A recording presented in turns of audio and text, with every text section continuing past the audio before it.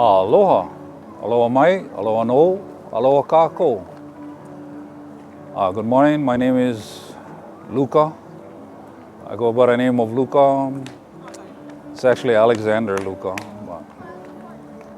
I'm here this morning at Puko, at Nu'uanu. We have been here for the last weekend of April for the last 15 years, since 1995. We come here to commemorate Kamehameha uniting our islands. Oahu being the very last island besides Kauai. But this was the last battle of Hawaiians, conquering Hawaiians. And that was in 1795. Since 1995, we did a 200-year commemoration of that event from 1795.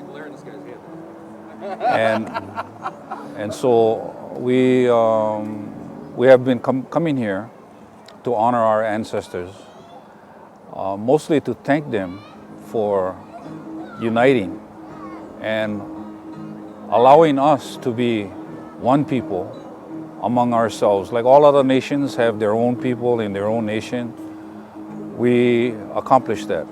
And I'm very grateful to our ancestors for having done so. This year may be a sad year because this may be the last time we're going to commemorate this event.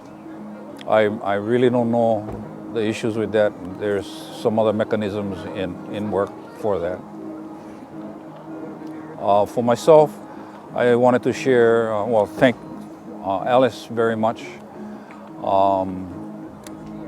Only because we're ohana and we found each other after all these years. Myself, I was basically never allowed to learn who our family were.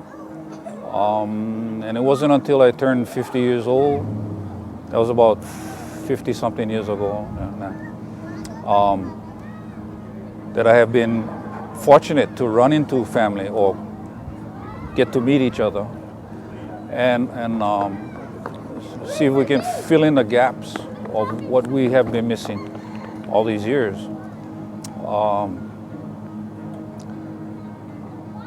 For myself, I was never allowed to be a Hawaiian. Didn't even know what a Kanaka was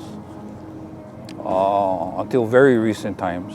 And so I feel very fortunate that at least before I leave this earth, I'll be allowed to be a person from my own country and not have somebody else come and dictate to me who I'm supposed to be, meaning follow after them, whoever they are, wherever they came from. But I'm so fortunate to have learned that, yes, we do have our own identity and we do have our own country. For myself, I worked for the military government, for the federal government, the United States federal government for 35 years. And I had to cut that career short after I learned that this place we call Hawaii was its own country, and then because we are our own country, we have the right to exist as our own country. As a natural person has our natural right to be natural, so do we. And I'm very proud to learn that I do have that right. I was never allowed to learn that. We were not allowed to learn our own culture. We're not allowed to speak our own language, all under the auspices of the United States. So benevolent of them, yeah? But in spite of them, we do have rights. And if we don't exercise those rights, then those yahoos just gonna run away with it like they've been doing all these years. And so I'm proud to announce that we have progressed in the last 10 years from a wish of wanting to go home to our own country to actually now begin exercising the rights that belong to us, that are inherent by our own existence. And I'm proud to announce to you, the world out there, that we have completed all the requirements for reinstating a country to the point where we are now can call ourselves a lawful Hawaiian nation. Again, we were lawful before the overthrow, and a lot of people out there are going to make like it didn't happen because they weren't here. Well, I wasn't here either, but I had to live through the results of that illegal occupation, and I'm still experiencing the ramifications from this illegal occupation. And the real quandary is that our people were so, I would like to say spiritual, but we were much more than that.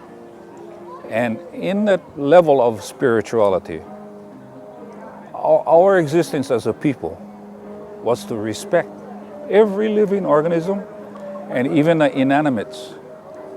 Because every living thing or every inanimate thing in this world has a right. We respect them, from the sand to the dust, to the breeze, to the storms. And our people were so, other people would call us, we pray too much. But you see, our relationship is with Akua. Other fellow men have their relationship with Akua. Akua blessed us with the aloha. And with that aloha, we have a responsibility and an obligation to maintain that aloha. For those of you who don't understand aloha, the alo is it's an unconditional love. When you express the word aloha, that ha you put in on that alo is your personal breath of life that you're sharing with that unconditional love. And so aloha has a very, very deep meaning. For myself, I was never allowed to learn that. I was never allowed to be that. And only maybe the last 15 years or so, I have come to understand the true meaning of aloha. And because Akua blessed us with that gift, we have this turmoil that we need to correct our affairs and still maintain that aloha. And when we deal with the people who did the wrong to us and continue to do the wrong, we still have to aloha them. God said, love your fellow man. And in spite of all his shortcomings, we still aloha. And so I want to encourage the rest of you Kanakas out there. Don't give up your aloha because some other yahoo comes over here and tells you got to do something else. Excuse them. I'm not going to excuse you. You have a right to be on Kanaka. Please come home. We're preparing one country for you. And it's all up here. It's all in here. Your now is where you know where you belong. You have a country. And I want to invite you to come back home. We're called the lawful Hawaiian nation, and we have a right to exist. Mahalo ke Akua. Thank you all for listening.